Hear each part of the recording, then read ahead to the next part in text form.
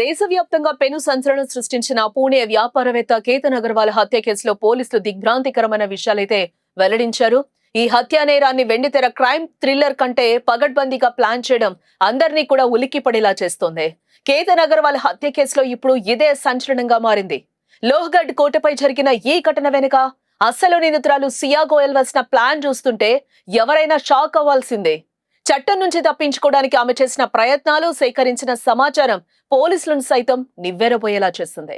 తనకు కాబోయే భర్త కేతన్ను హతమార్చేందుకు సియా గోయల్ చాలా కాలంగా ప్రణాళికలు రచించిందట.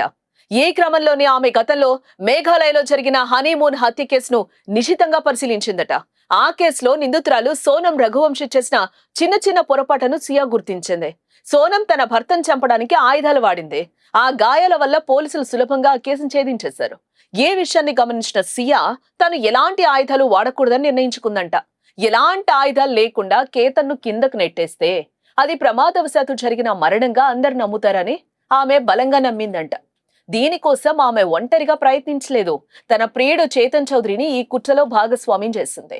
కోటపై ఉన్నప్పుడు ఇద్దరూ కలిసి కేతన్ను లోయలోకి దోసేశారు.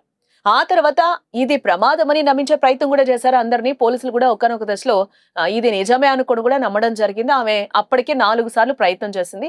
5వసారి కేతన్ ఎవరూ కూడా కాపాడలేకపోయిన సిచ్యువేషన్ అక్కడ. అయితే ఆ ప్రదేశంలో ఉన్న పరిస్థితులు వారి ప్లాన్ కు అనుకూలించలేదు.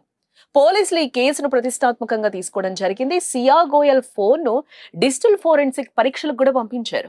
ఆ నివేదికలో బయటపడ్డ విషయాలు పోలీసులను కూడా దిగ్భ్రాంతికి గురి చేశాయి. సియా గూగుల్లో శోధించిన అంశాలు ఆమె నేరపూరిత ఆలోచనలు ఇక్కడ స్పష్టం చేస్తూ ఉన్నాయి. హత్య అనంతరం పోలీసుల విచారణ ఎలా ఉంటుంది, మహిళా ఖైదీల హక్కులేంటి వంటి అంశాల గురించి ఆమె ముందుగానే సెర్చ్ చేసింది. ఇవేమో పెద్ద గొప్ప ఘనకార్యం చేసినట్టు. ఇన్స్పిరేషన్లు కూడా తీసుకుంది. ఇక్కడ హత్యను ఎట్లా చేయాలి, ఎవరు ఏ లోటుపాట్ల వల్ల దొరికిపోయారో ఆ లోటుపాట్లు సవరించుకుంటూ ఈమె కేతన్ హత్యకి ప్లాన్ చేసింది. చట్టం నుంచి తప్పించుకోవడానికి ఆమె చేసిన సెర్చ్ హిస్టరీ ఇప్పుడు తన కొంపను ముంచేసింది. కేతన్ పడిపోయిన లోయ లోతు తక్కువగా ఉండటం, కుటుంబ సభ్యులు వ్యక్తం చేసిన అనుమానాలు పోలీసుల ఇన్వెస్టిగేషన్ కు కీలకంగా మారాయి. ఇక్కడ సుదీర్ఘ విచారణలో నిందితులు తమ తప్పును అంగీకరించక తప్పలేదు. సోనంని ఇన్స్పిరేషన్ గా తీసుకున్నా, ఆమె లోటుపాట్లు సవరించుకున్నా, అక్కడ ఇట్లాంటివి చేస్తే నేను దొరికిపోతాను కాబట్టి ఇవన్నీ చేయకూడదు, ఆమె కత్తులు కట్టార్లు వాడింది, నేను ఇవన్నీ వాడకుండా లోయల నుంచి తోసేస్తాను, సో నా చేతికి మట్టి అంటదు అన్నట్టు ఈమె ప్లాన్ చేసింది ఇన్స్పిరేషన్స్ తీసుకొని. బట్ ఇక్కడ ప్లాన్ మొత్తం ఫెయిల్ అయినట్టుగానే కనిపిస్తోంది.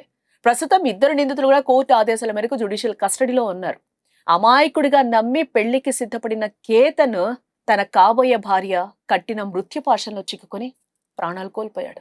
సాక్ష్యాలు లేకుండా నేరం చేయాలనుకున్న ఈ జంట ప్లాన్ డిజిటల్ టెక్నాలజీ ముందు నిలవలేకపోయింది. ఏ ఉదంత నేటి తరం యువతలో పెరుగుతున్న నేర ప్రవృత్తికి అద్దం పడుతోంది కదా.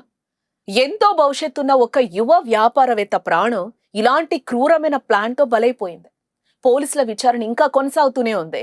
నిందితులకు కఠిన శిక్ష పడాలని కుటుంబ సభ్యులు కూడా కోరుతూ ఉన్నారు.